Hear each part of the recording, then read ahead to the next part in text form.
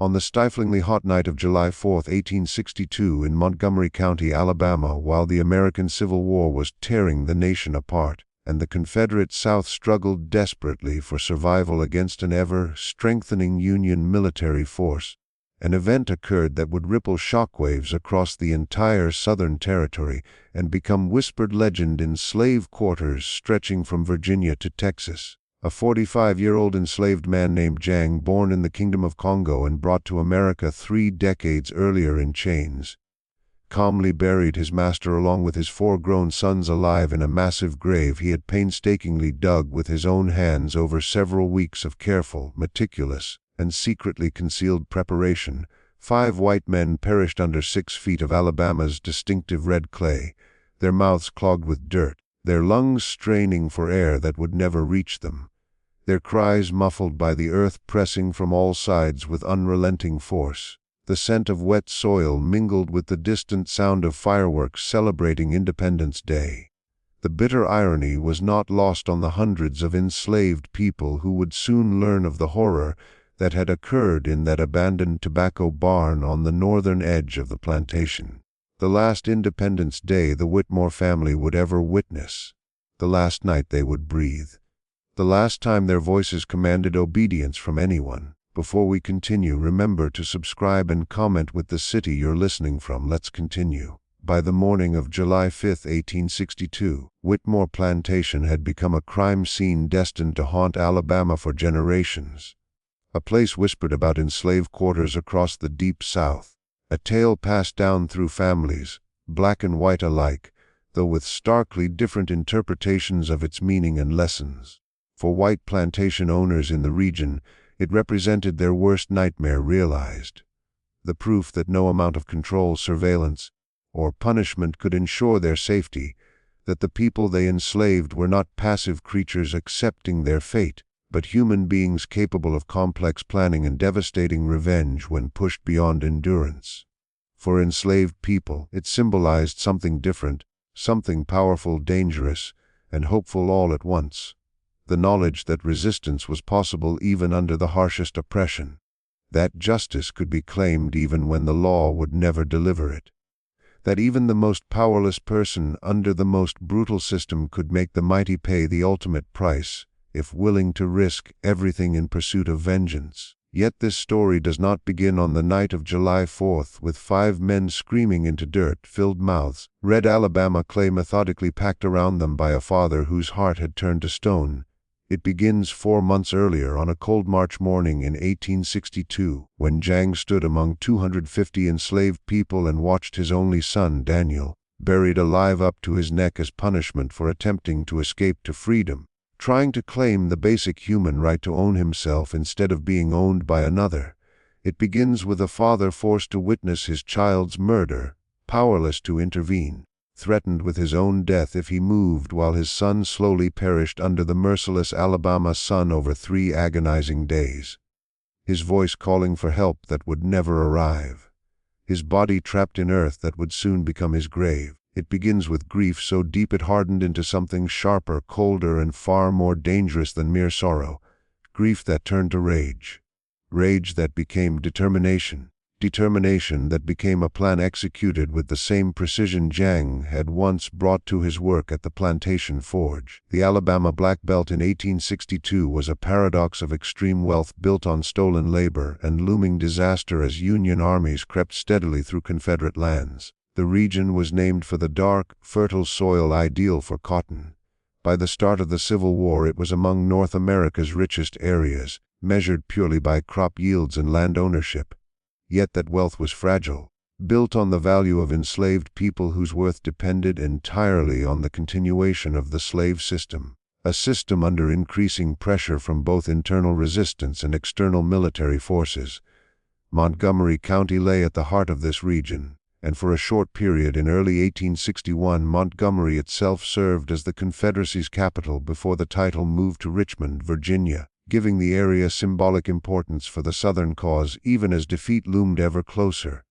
The county hosted dozens of sprawling plantations, each a self-contained world of agricultural production, reliant entirely on enslaved labor for planting, harvesting, processing, and transporting crops. Each was a daily site of violence and systematic dehumanization, legally sanctioned by slave codes that forbade teaching enslaved people to read, gathering without white supervision, traveling without written passes, testifying against whites in court, or defending themselves from assault. Enslaved people were treated purely as property, without rights, without protection from cruelty, without recourse when families were torn apart, children sold, women assaulted, or men worked to death in the fields. Whitmore Plantation stretched across 2,000 acres of prime cotton land, worked by 250 enslaved people from sunrise until darkness, with only brief breaks for meager meals and a few hours of rest before the cycle repeated. Its annual cotton production ranked among the highest in the state, generating profits that made Thomas Whitmore one of Alabama's wealthiest men, even as the war drained Confederate resources and the Union blockade strangled Southern trade. The big house stood as a monument to wealth extracted from human suffering. 3 stories of white, painted wood with massive columns, ancient oak trees shading the approach, wide verandas wrapping the house, crystal chandeliers reflecting light across gilded walls, Turkish carpets imported from afar, and paintings depicting European landscapes the family had never visited but longed to claim through wealth. Every item, from teacup to furniture, was bought with money earned from cotton harvested by hands that would never enjoy the profit, never escape the brutal daily cycle of labor and punishment. Thomas Whitmore, 58 in 1862, was tall and lean, with silver hair and cold green eyes, projecting an air of distinguished respectability that masked cruelty. A man who could discuss politics over dinner, then order a whipping that turned flesh raw without contradiction. Enslaved people in Montgomery County whispered his nickname only when no white person could hear. Alone in the quarters, in secret prayer meetings forbidden by law, they called him the gravedigger, not for burying the dead conventionally, but for punishing by forcing people to stand in holes 6 feet deep, filling earth around them until only heads remained visible. Over 40 years inheriting the property and expanding through ruthless efficiency and land acquisition, Thomas Whitmore perfected this method, using it whenever he judged a serious offense, attempted escape, defiance, slow work, stealing food, or any imagined infraction. A hole was dug 6 feet deep, just wide enough for a human to stand, and the accused forced in as dirt was shoveled over them. They were buried in the ground with the flat of the shovel, pressed down hard until the soil held firm and would not shift, leaving only their heads above the surface. Once placed there, they might remain for hours, or sometimes for days, exposed to the sun, rain, and swarming insects, unable to move anything below the neck, unable to change position or find even the slightest relief. Gradually, the mind would fray under the pressure of claustrophobia and helplessness, constantly aware that the master could choose to leave them there forever. Thomas Whitmore kept careful records of these punishments in a leather-bound ledger he kept in his study, noting the name of each victim when he knew it, or just their role if he considered them not worth naming, along with the alleged offense, how long they had been buried, and the eventual outcome. By 1862, he had buried 34 people in this way over his career as a plantation owner, 12 of whom had died.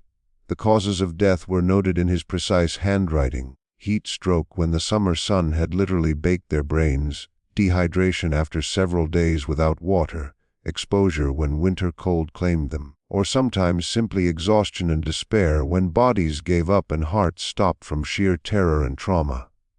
Whitmore considered this method entirely acceptable, even more humane than whipping because it left no permanent marks on valuable property, and more effective than other punishments because the psychological impact meant survivors never forgot their ordeal and never repeated the crime that had brought it upon them. Thomas Whitmore had 4 sons, each one steeped in cruelty from a very early age, raised to see enslaved people as property, no different from livestock and often less valuable than fine horses or cattle.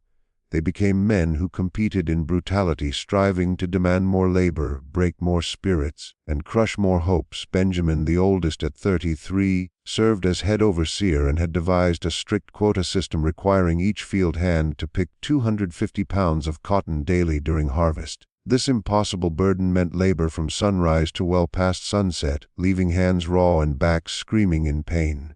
Children, the elderly, and the sick could never meet the quota. Those who failed received 25 lashes at the central whipping post visible to all. Benjamin made no exceptions for age, illness, or pregnancy. He delivered these punishments personally, his arm tireless even after a dozen beatings in a day, his expression cold and unwavering, ensuring each lash landed with maximum force. Samuel, the second son, aged 30, oversaw the cotton ginning operation, separating valuable fibers from seeds in machinery with sharp teeth and crushing gears. Accidents happened with unsettling regularity. Hands and arms caught in the mechanism, screams echoing across the yard. Samuel would watch methodically, sometimes noting pain tolerance or endurance in a private journal, occasionally timing how long it took for someone to lose consciousness before stopping the machine and calling for extraction. 9 people had died over 6 years, mangled or bled out, and everyone knew these were no accidents but deliberate acts disguised as industrial mishaps.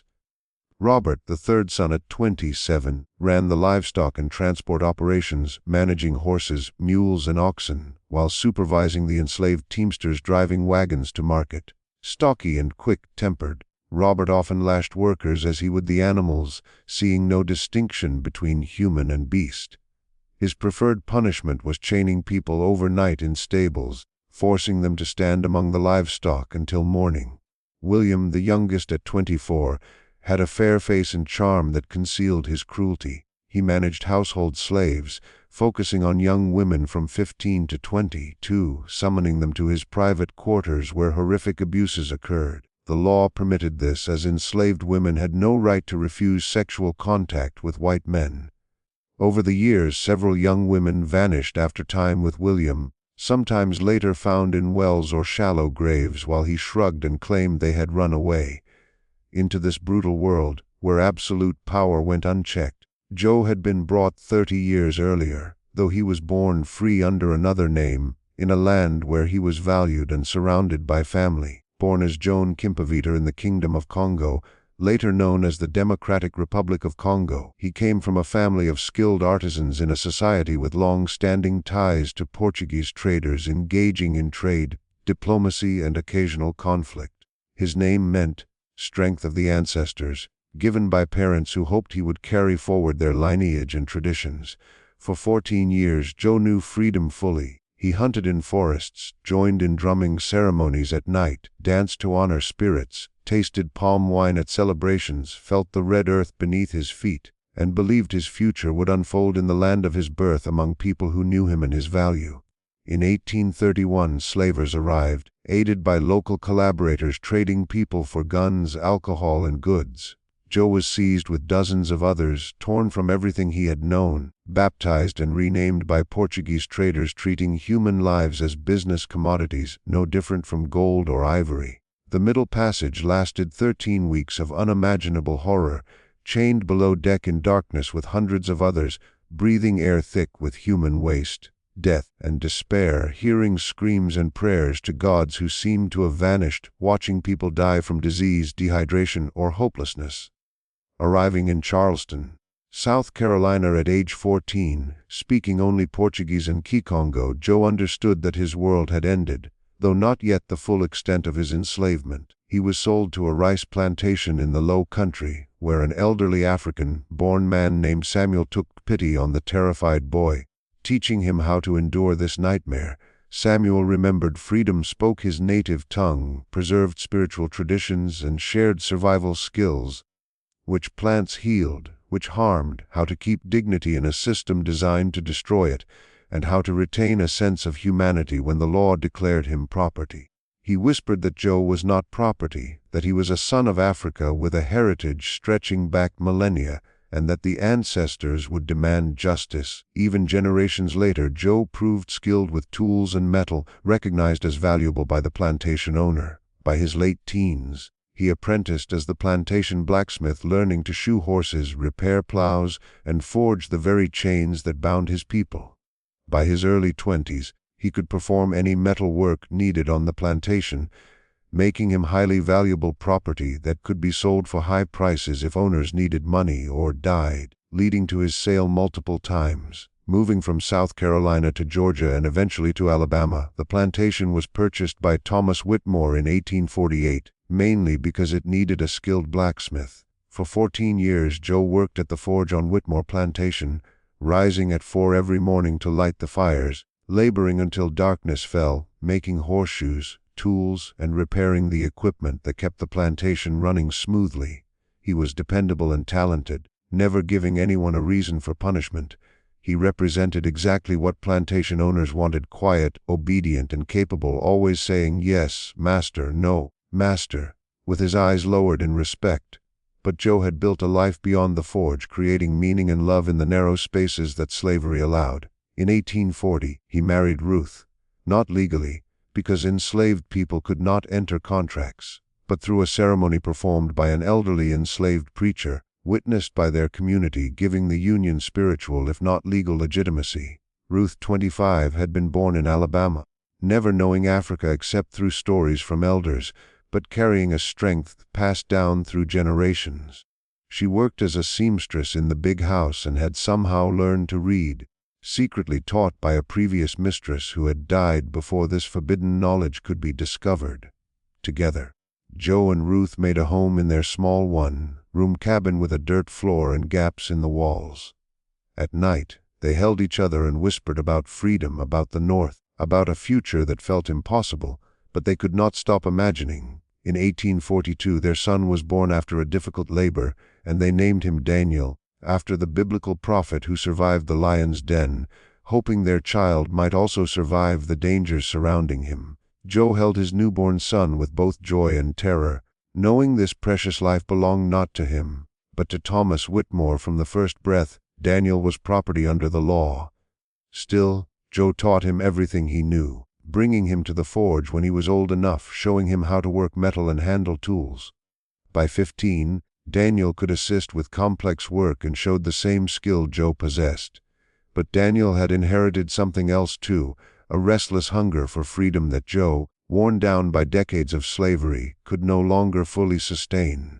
Daniel listened to whispered stories of the North and the Underground Railroad, believing them with the fierce certainty of youth unburdened by the weight of impossibility. By March 1862, with the Civil War raging and Union forces advancing slowly through Confederate lands, Daniel was 20 and increasingly certain that freedom was near. If he could reach Union lines, he could fight and live as a man, not property. Joe pleaded with him to be patient, to wait for the war to bring freedom to them instead of risking near certain death. But patience is hard at 20, especially when every day of life has been owned, and a chance, however slim, presents itself. On the morning of March 15, 1862, Daniel made his decision while his father worked at the forge and the overseers focused on the spring planting. He slipped away from his tasks, heading north on back roads he had scouted, hoping to reach Tennessee, where Union forces were rumored to operate. He traveled farther than most runaways ever did, moving swiftly and avoiding main roads. But slave patrols had bloodhounds trained to track escapees, and within hours the dogs caught his scent. They returned him in chains, beaten by the patrollers who earned bounties, and took cruel pleasure in punishing runaways before returning them to their masters. What followed would haunt Joe for the rest of his life and transform him into something he never imagined.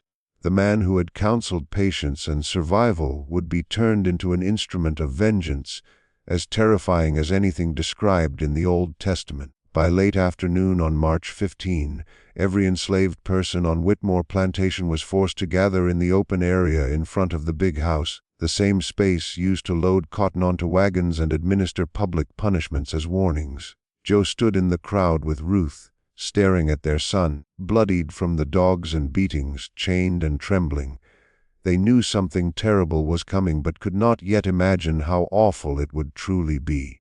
Thomas Whitmore stood on the veranda, his 4 sons beside him like disciples of cruelty. He declared in a voice loud enough for everyone to hear that an example must be made, because in wartime any attempt to escape was not just theft but treason. The punishment must be severe enough to deter anyone else from following Daniel's example. Robert Whitmore fetched a shovel and began digging a grave 6 feet long, 3 feet wide and 6 feet deep, right before the crowd's eyes. It took 2 hours under the scorching sun as 250 people watched silently, hoping desperately that they were wrong. When the hole was finished, Daniel was stripped to the waist and forced at gunpoint into the grave, standing while Thomas Whitmore calmly explained he would remain there for 3 days as punishment. Robert began shoveling dirt over him, packing it tightly around his legs, then waist, then chest, until only his head remained above ground. Joe tried to rush to his son but was restrained by other enslaved people, the only mercy they could offer, knowing running forward would mean Daniel's death. Daniel cried out for his parents, begging for help that could not come. Thomas Whitmore declared that no food, water, or shelter would be provided for 3 days, and if Daniel survived, he would have learned his lesson. The crowd returned to work, leaving Daniel trapped in the earth. The first day was unbearable. The temperature reached 95 degrees and Daniel's face turned red, blistering under the relentless sun. His lips cracked and bled, his cries for water unanswered. The packed earth conducted heat, making him feel as if he were cooking alive. Joe worked at the forge, hearing his son's distant cries, every strike of his hammer like a blow to his own heart. By nightfall, Daniel had fallen silent, his voice too damaged to call out. His whimpers floated across the plantation in the darkness. The second day brought more sun, and Daniel's face swelled grotesquely. His eyes nearly disappeared, his breathing labored as dehydration and heat stroke took their toll. Ruth moved through her tasks like a ghost, tears streaming. Joe felt something inside him begin to shift, a crack in his humanity reforming into something harder and colder, capable of vengeance. For 31 years he had survived by accepting limits, knowing resistance meant death. Watching his son die slowly shattered something in him that could not be repaired. The third day dawned cooler, giving a brief glimmer of hope. But by noon, Daniel's head had fallen forward, unable to lift again. By mid-afternoon, the plantation doctor confirmed what Joe already knew in his bones. Daniel was dead, unable to survive 3 days of exposure and the crushing weight of packed earth. They pulled his body from the grave that evening, skin mottled purple and black, his face destroyed beyond recognition, eyes still open and staring. Joe and Ruth buried him in the unmarked cemetery where enslaved people rested, one more anonymous grave among hundreds. Ruth spoke words in an old language, calling on spirits and ancestors to remember their son. Joe said nothing, standing silently staring at the earth covering Daniel. In that moment, something inside him shifted forever, something that could never be reversed. Their breathing was shallow, ragged, each inhale a struggle. The sun scorched them from above, and the red Alabama clay reflected heat back onto their exposed heads and shoulders. Their eyes watered, their lips split and raw, tongues thick and dry as they whispered frantic pleas for mercy, for water, for anything to release them. Jerome did not answer. He walked among them briefly, observing, noting the helplessness in every strained movement, the panic in every gaze. He remembered Daniel's cries and the slow despair he had witnessed, and felt the cold satisfaction of justice finally returning. By the third day the heat remained oppressive, though slightly tempered by a gentle breeze. Still, the men had begun to show the full toll of thirst and exhaustion. Their heads pounded and their vision blurred. Small ants crawled over their skin, biting through cracks in the dried sweat and blood. The burlap sacks trapped heat, making every breath labored, each inhale an effort, each exhale a burning rasp. Their voices, once pleading, were reduced to hoarse, broken groans.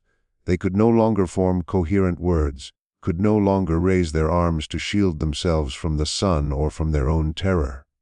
They were trapped, fully conscious yet utterly powerless. Jerome returned once more, just as the sun began to sink toward the horizon, bringing long shadows across the grave. He looked down at them with quiet, steady eyes. For a moment he remembered Daniel as he had been, helpless, terrified, calling for relief that never came. Now, he saw the reflection of that suffering mirrored back in the eyes of the men who had caused it. He did not speak. He did not hurry. He simply watched, ensuring that every detail of their torment mirrored what Daniel had endured. As night fell on the third day, the air cooled slightly, but the men's agony did not lessen. Exhaustion, hunger, and thirst had broken them. Their bodies slumped, their heads heavy, their eyes glassy. They could barely move, could barely react, but consciousness clung to them stubbornly, forcing them to feel every second of their punishment. Jerome stepped back, watching the darkness swallow the barn, the sound of distant fireworks echoing outside like a cruel celebration of freedom denied. By the time the fourth day dawned, only the most minimal movement remained. The men were hollow-eyed, trembling, skin raw, lips bleeding, bodies shivering from exhaustion despite the heat. Jerome approached the grave, now completely calm, his task complete. He spoke softly in Congo, honoring Daniel once again, giving thanks for the strength to see the vow fulfilled. And then, without hesitation, he walked away, leaving the 5 Whitmore men trapped, buried alive in their fear and helplessness, a grim mirror of the suffering they had inflicted on his son, a debt finally repaid. Punctuation was uneven and labored as their organs began to fail. Their eyes still held awareness, which meant they fully understood what was happening to them, that they were dying slowly and painfully, and that no help would come. By the 3rd day, when Joan arrived in the morning after a summer thunderstorm had soaked the land overnight, he found 4 of them already dead. Thomas Whitmore's eyes were open but vacant, his face frozen in terror. Benjamin had somehow died with his mouth open as if he had screamed. Samuel's head had fallen forward. Robert's face was swollen and purple, unrecognizable. Only William, the youngest, still showed faint signs of life. A weak pulse could be seen at his throat, and his breathing was shallow and irregular. Joan knelt beside William, thinking about mercy and ending his suffering quickly. But then he thought of Daniel and the 12 other people Thomas Whitmore had buried alive over the years, and he stood walking away, leaving William to die alone in the rain. By noon on July 7th, when Joan returned one last time, all 5 Whitmore men were dead. Joan did not try to hide or flee after carrying out his revenge, because escape had never been part of his plan, and survival had never mattered once Daniel was gone. He simply went back to his cabin, washed the mud from his hands, and sat on the dirt floor to wait. Ruth was there, and she looked at him and understood from his face that it was over. She sat beside him, took his hand, and they waited together in quiet. The Whitmore women realized their men were missing by mid-morning when breakfast passed, and no one came. They organized a search party. By early afternoon, someone remembered the abandoned tobacco barn, and there they found 5 heads sticking out of the earth in that lonely building.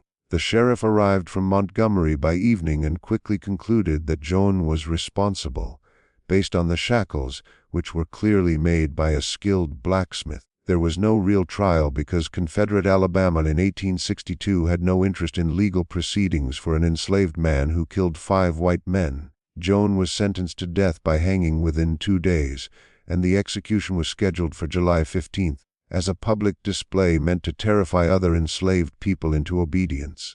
But something unexpected happened between the sentencing and execution. News of what Joan had done spread through the enslaved community with incredible speed, moving from plantation to plantation across Montgomery County and beyond, reaching Mobile, Birmingham, and Huntsville within 2 weeks. The story carried a power that terrified white plantation owners and inspired enslaved people. It proved that resistance was possible, that masters could be made to pay, that even the most powerless person could achieve a kind of justice if willing to sacrifice everything. On July 15, 1862, over 500 people gathered in Montgomery to witness Joan's hanging. He was led to the gallows at noon, his hands bound behind him, but his head held high. When the sheriff asked if he had any last words, Joan spoke clearly, his voice strong and carrying across the crowd. He said he was Joan Kimpavita, son of the Kingdom of Congo, stolen from his homeland 31 years earlier. He said he had acted as any father would when his only son was killed for wanting freedom. He looked directly at the plantation owners and told them they could hang him, but they could not hang what he represented. That every enslaved person present now knew revenge was possible, that masters could bleed and die like anyone, that power was not absolute. Then he turned to the enslaved people in the crowd and told them to remember him, to remember they were not property but human beings, sons and daughters of Africa, and that one day they would all be free. At 1:15 noon, the trapdoor dropped and Joan died instantly as his neck broke cleanly. But his story did not die with him. Ruth kept her promise, sharing his story with anyone who would listen, singing it in coded spirituals, whispering it in the quarters, ensuring Joan Kimpavita would not be forgotten. When Union forces finally took Montgomery in April 1865, as the Confederacy fell and slavery ended, Ruth was still alive at 50 and finally free. She told Joan's story to Union officers and agents of the Freedmen's Bureau, ensuring it was recorded and preserved. Today, 162 years later, Joan's story remains as proof of the violence that oppression produces and the courage of those who refuse to accept injustice, even when resisting meant certain death. In 2015, archaeologists from Auburn University used ground-penetrating radar to locate the grave, confirming its size exactly as described. A memorial marker now stands at the site. In July 1862, 5 men died as they had killed, buried alive as they had buried others. May it remind us that cruel systems produce cruelty for everyone involved. May we never forget. May we never repeat it. Every July 4th, descendants of Whitmore Plantation's enslaved community gather at that place to honor Daniel, who died seeking freedom, Joan, who avenged his son, and Ruth, who preserved their story. They bring offerings, sing spirituals, and teach the next generation about the horrors endured and the resistance shown. They insist this history must be remembered, because memory is the only protection against repetition. Remember Joan Kimpavita of the Kingdom of Congo. Remember Daniel, who only wanted freedom. Remember Ruth, who kept their story alive. Remember that 5 men died buried alive in Alabama because they believed people could be owned and killed without consequence.